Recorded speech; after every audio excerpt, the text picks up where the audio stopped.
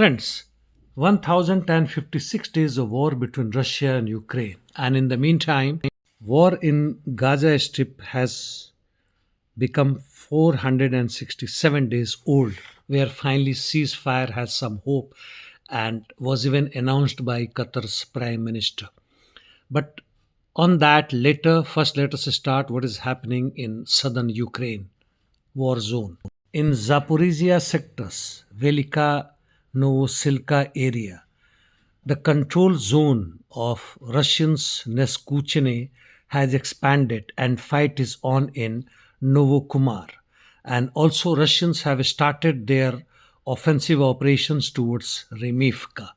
In east on Kurakho-Pokrovsk sector, Russians' offensive operations continuing in almost all the directions taken as combined. Let us see. The Russians have taken over so far on the front Ukrainska, which is southeast of Novoelizavetovka. In this direction, their offensive operation continuing towards Uspenovka. Further south, they have advanced towards Novoalexandrovka and Nadezdinka, which is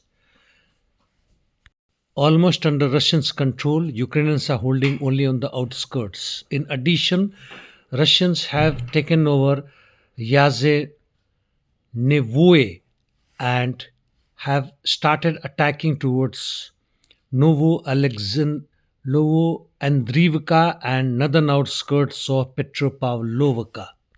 Russians have also entered Kotlino, that is towards Highway T0406, which I had talked earlier, and advancing towards Zaverivu and Chunishino.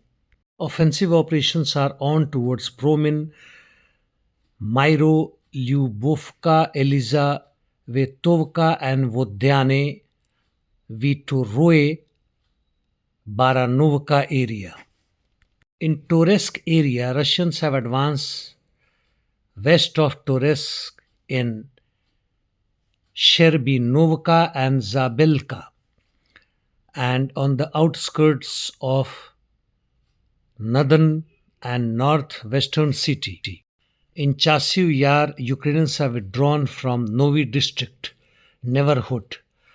As far as the refractory plant is concerned, it's under Russians, and Russians' offensive operation is on in northern part of Stupochki. Siversky and Serebryansky forestry are silent for the moment.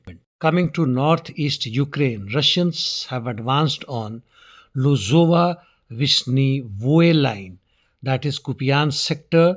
They have also advanced towards Zeleny High and Borova and Drivka. They have also advanced in Kolisnikivka and in southern part around Makivka. North of Kharkiv, that is Slobozansky direction, no changes. In Kursk, the Russians have taken over Makhnovka near Sudzha, southeast of it.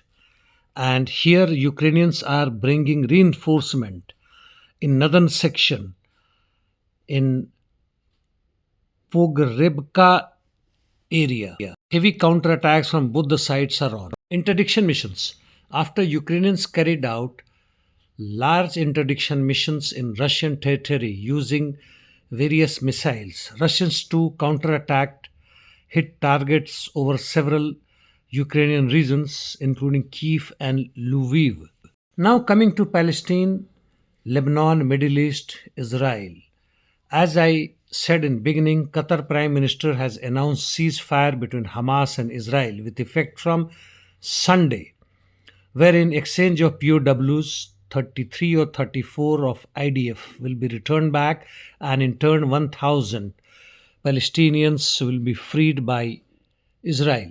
Ceasefire is for 43 days. Philadelphia corridor seems to be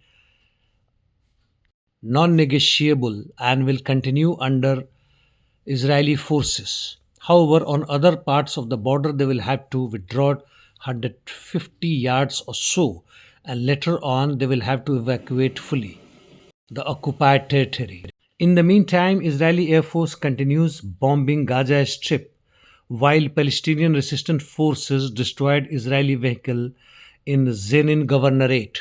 In the meantime, Ukrainian foreign minister without shame has said that ban on direct negotiations with Russian Federation for Ukraine remains in force. While NATO's new Secretary General Mark Rutte has said that the NATO must be ready for a major war with Russian Federation.